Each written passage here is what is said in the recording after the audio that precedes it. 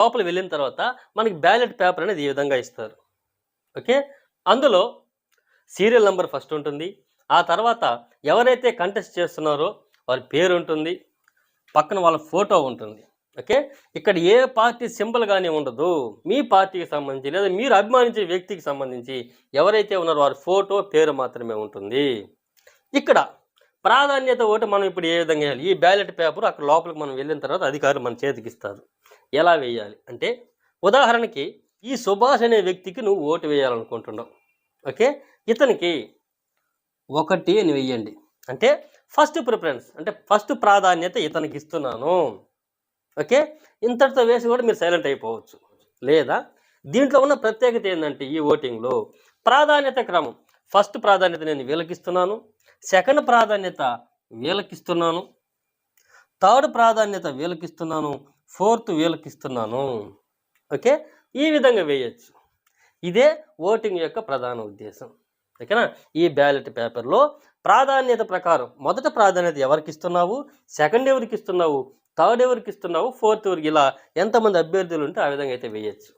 Okay, ఈ ballot పేపర్ని మీరు ఓటింగ్ వేసిన తర్వాత ఈ బ్యాలెట్ పేపర్ ఇంతకుముందు చెప్పిన విధంగా వాళ్ళ అధికారులు ఇచ్చేటువంటి వైలెట్ స్కెచ్ ఏదైతే ఉందో దానితోనే వేయాలి.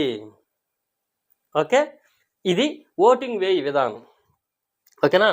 ఇప్పుడు మనం తప్పులు చేయకూడదు కొన్ని ఉన్నాయి.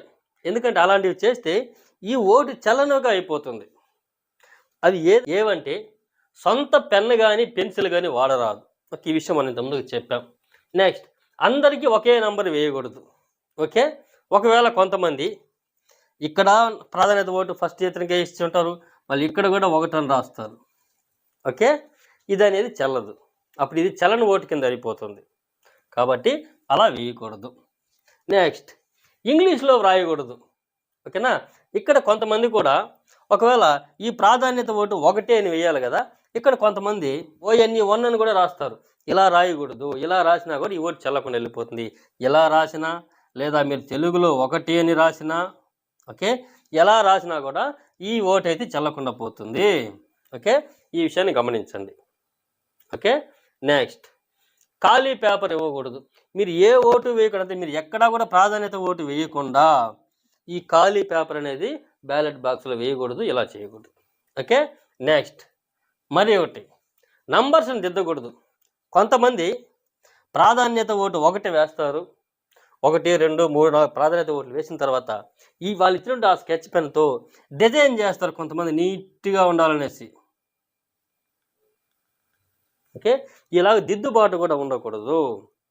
ఓకే, జస్ట్ అక్కడ మనం ఎవరికైతే ఎంచుకుంటున్నామో 1, ఓకే, అంతేగాని ఈ 1ని కూడా డిజైన్గా వేయడం ఇలాంటివి ఏం చేయకూడదు, దిద్దకూడదు.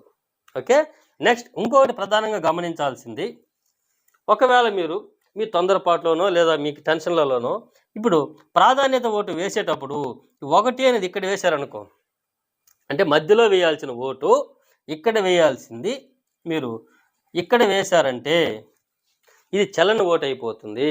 ఓకే, నెక్స్ట్, అదేవిధంగా మనం ఇప్పుడు చెప్పుకున్న విధంగా ప్రాధాన్యత ఓటు మీరు వేసేటప్పుడు ఇలా రౌండ్ దిద్దడం కానీ ఇలా కూడా చేయకూడదు. ఓకే, నెక్స్ట్, అదేవిధంగా మీకు ఏ అభ్యర్థి అయితే ఇష్టమో, మీరు ఏ అభ్యర్థికి మీరు ఓటు వేయాలనుకుంటున్నారో ఆ అభ్యర్థికి ఎదురుగా ఏదో టిక్ ఇచ్చడం కానీ మిగతా వాళ్ళకి ఇంటూ ఇవ్వడం కానీ ఇలా కూడా చేసినా కూడా ఈ ఓటు చెల్లదు. ఓకే, కేవలం నంబర్ 1, 2, 3 ఇది మాత్రమే వేయాలి. ఓకే, 1, 2 ఈ విధంగా అయితే వేసుకోవాలి. ఓకే, మీకు ఎవరైతే ఇష్టమో, మీ ఎవరికి ప్రాధాన్యత ఓటు ఇస్తున్నారో సెకండ్ ప్రయారిటీ ఎవరికి ఇస్తున్నారో వాళ్ళకి 2 ఈ విధంగా అయితే ఇచ్చుకోవాలి. ఓకే, నెక్స్ట్, రెండింటి మధ్యలో వేయకూడదు. అదే మనం ఇంతకుముందు చెప్పిన విధంగా ఇక్కడ వేయకూడదు. ఓకే, నెక్స్ట్, కొంతమంది అత్యుత్సాహంతో ఓటు వేసిన తర్వాత, అంటే ఈ మార్కింగ్ అంతా అయిన తర్వాత ఫోల్డ్ చేసి జేబులో పెట్టి ఇంటికి తీసుకెళ్తే వారిపైన కేసు నమోదు చేసే అవకాశం కూడా ఉంది. ఓకే, ఇది ఎమ్మెల్సీ ఓట్ కార్డుకి సంబంధించి. ఓకే, ఎమ్మెల్సీలు అనేటివి చాలా రకాలుగా ఉంటాయి. ఆ రకాలన్నీ కూడా గతంలో వీడియో చేశానని చెప్పాను, చూడండి. అందులో ఒకటి గ్రాడ్యుయేట్కి సంబంధించింది, టీచర్కి సంబంధించిన ఎమ్మెల్సీలు.